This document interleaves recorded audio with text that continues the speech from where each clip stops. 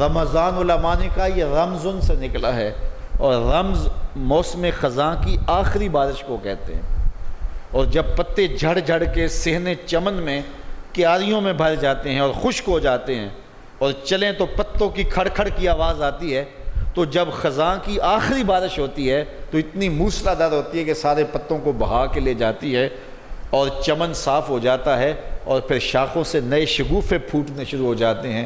تو رمضان رمضن سے نکلا ہے، اس کا مطلب ہے یہ اللہ کی رحمتوں کی وہ بارش ہے جو ما قبل کے سارے گناہوں کو مٹا دیتی، اور نئے شگوفے نیکیوں کے پھوٹتے ہیں اور اچھائیوں کا نور پھیلتا ہے۔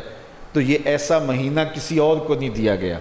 فرمایا اگر لوگوں کو پتہ چل جائے کہ رمضان میں کیا ہے، وہ آرزو کریں کہ پورا سال ہی رمضان ہو۔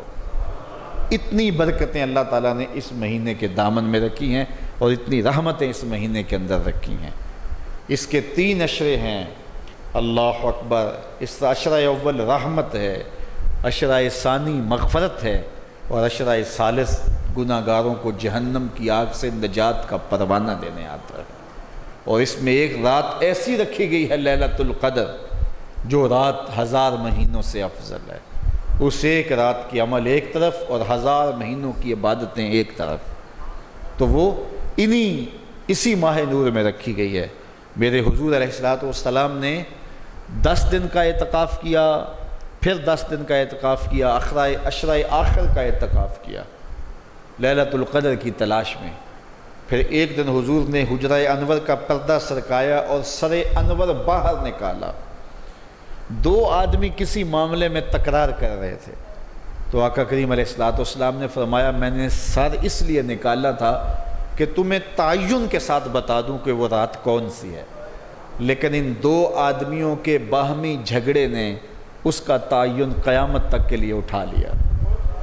تو 2 آدمی، حالانکہ ان کی لڑائی کوئی ایسی لڑائی نہیں تھی، وہ بس کسی معاملے میں الجھ رہے تھے، تو جب 2 آدمی الجھیں تو یہ اللہ کو کتنا ناپسند ہے۔ اتنی بڑی امت، اتنی بڑی برکت سے امت قیامت تک کے لیے جو ہے وہ محروم کر دی گئی۔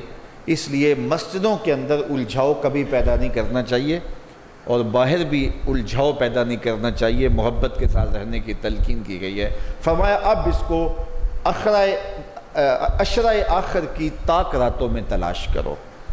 بعض لوگوں نے تو قسم کھا کر کے کہا، حضرت عبداللہ ابن ابی، حضرت ابی بن کعب رضی اللہ تعالیٰ عنہ نے قسم کھا کے کہا کہ یہ جو ہے وہ لیلۃ القدر 27ویں شب ہی ہے، اور اس پہ وہ قسم کھایا کرتے تھے۔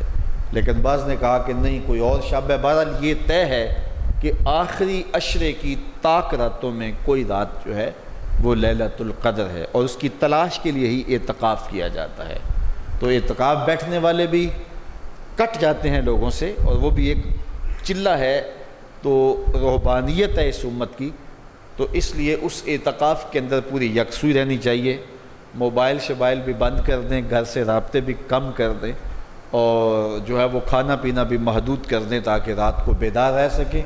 تو یہ مبارک مہینہ مجھے بھی اور آپ کو بھی زندگی میں ایک بار پھر مل رہا ہے، تو اس مبارک مہینے کی برکتوں کو روحوں میں سمو لیجئے گا، سمیٹ لیجئے گا، اور اپنے من میں اتار لیجئے گا۔